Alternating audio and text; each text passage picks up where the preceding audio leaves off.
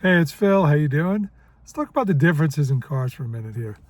You know, I look at cars all the time. I'm looking on YouTube all the time, watching videos. What's the real difference in these cars? I mean, I don't know. The Japanese makers, you got Toyota, you got Honda, you got Mazda. What's the real difference in those cars? I mean, I really don't know. Subaru, which I love Subaru, reliable cars. They're all reliable cars. All right.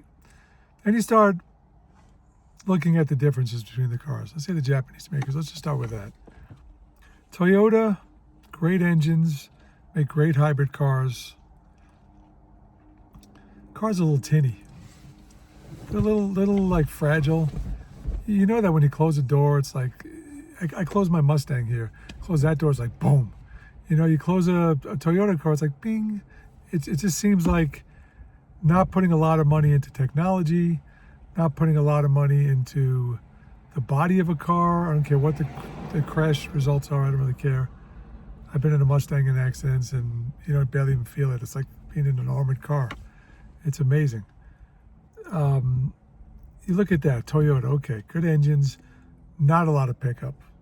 You know, most of them don't have, the predominant number of them don't have turbos, so it's not, especially I'm at altitude here, car dies. It really does. I was in my Corolla Cross hybrid the other day before I got rid of it. I'm in the right lane looking to go to left lane because I'm going to pass people. I do that a lot. Nope. Good try. Nope, not happening.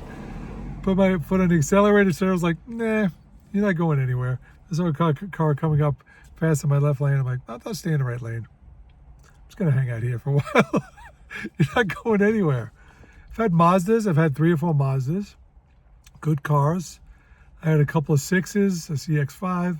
I had a Mazda 3 hatch, which I absolutely love. But it's 6'6", a giraffe getting into a Mazda 3. Not great. Not a huge amount of room in the trunk. It's a great car. They drive great. I had a turbo. It was fantastic. Those are the years before they had all-wheel drive. But what I've noticed about Mazdas, my wife had a bunch of CX-5s. They're not really good in weather, in snow and rain or anything.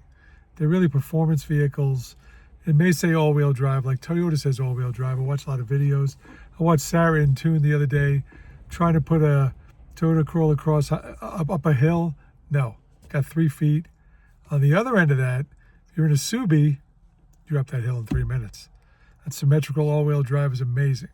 It has an amazing system. But, however, since I'm a writer, you have a problem with the Toyotas. First of all, the Mazdas, not great. Subis, engines are shit. They're shit. These boxer engines, they last forever, yes. But if you want to accelerate, you get 170, 180 horsepower at most. You're not going anywhere. And again, at altitude, that's death.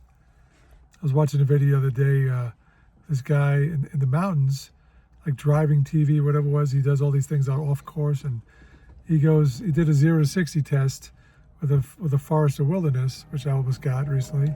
Had a Forester Sport in the past. 0 to 60 in 10 seconds.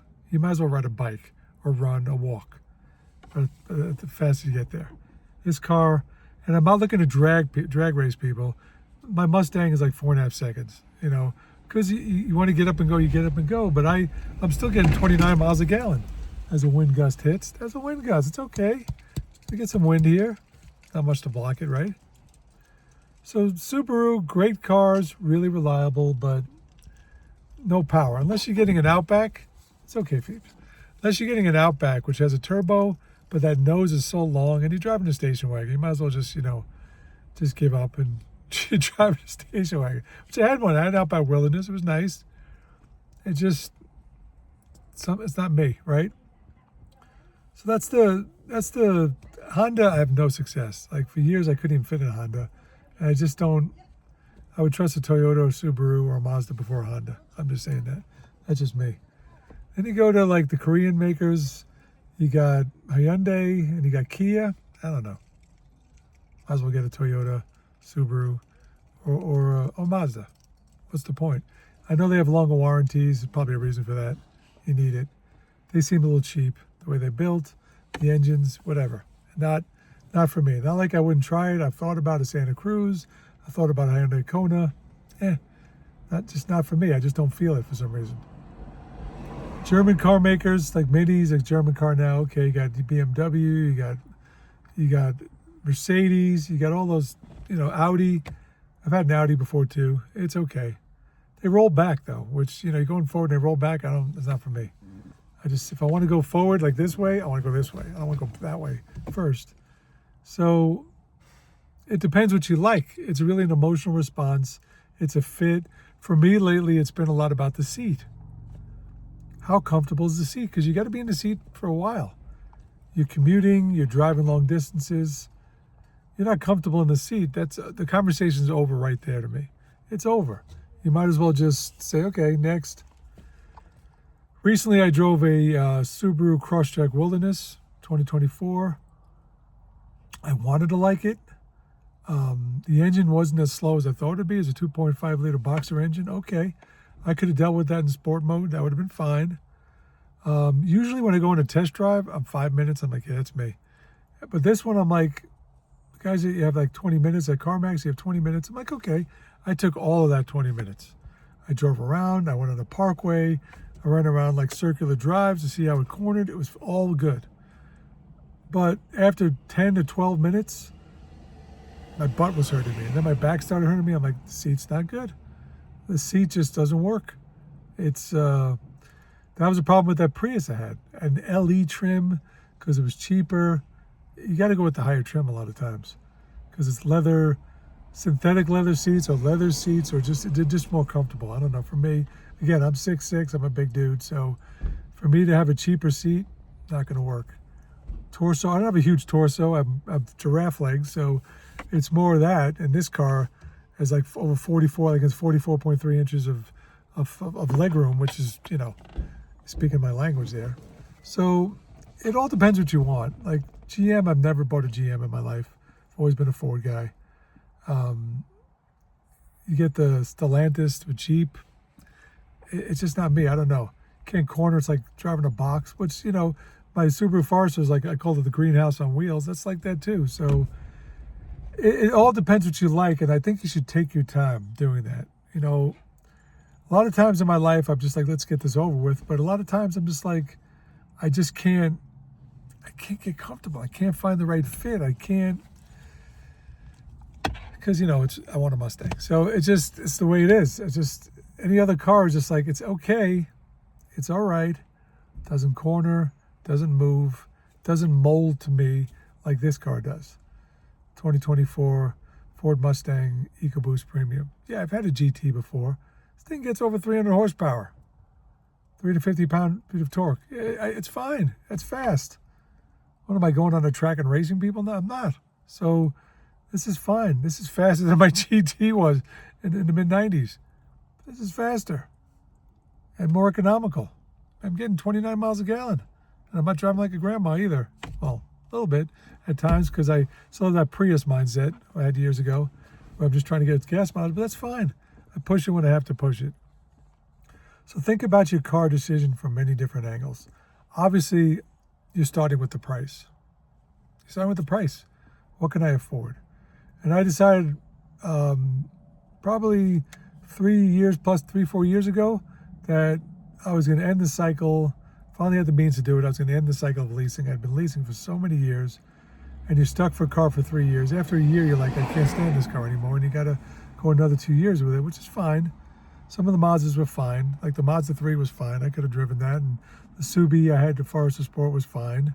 I got that right as COVID hit. I got like the last car that came over from Japan, and after 3 years, it wasn't so.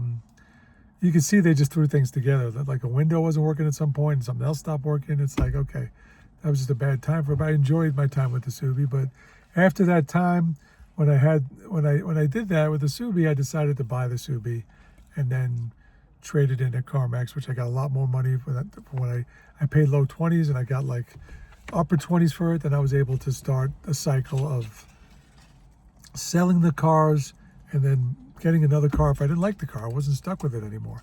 So if you have the means to do it, fine. If you're not, I'm in this price point. Cars are very expensive now. Get a car you can afford and just go at it that way. I mean, for years I did that, and it was fine. It's fine. But then you're at the point where you have the means to do it. Sure. I mean, it's a perfect environment to sell these cars, take good care of it, sell the cars, and find something else you like. And you got the whole lot. It's not, you have more than that. I'm in Santa Fe. I have a CarMax here. I can walk the lot there. I was in Danvers, Massachusetts. I can walk the lot of CarMax there. But I can go on the app too and buy a car from the whole country. I mean, the farther it is from you, the more you're going to pay to transfer it. But okay. But at least you have an option. You have options.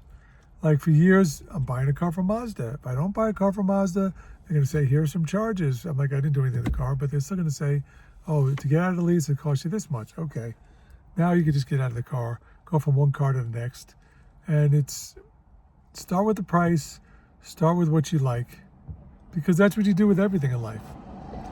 You're buying a pair of pants. You're buying a shirt. What kind of things do I like? Same thing with a car. Don't just throw that away and be like, whatever. Yeah, you want to find the car that's most economical, the best car for you. Sure. Try different things. Think of different things. Drive different things. You can look at cars all day. It's like going to a house. You're renting a house or buying a house and saying, that looks really nice. And you go to the area like, ooh, it's like a horror show here. It's like, you don't want to live there in a haunted house.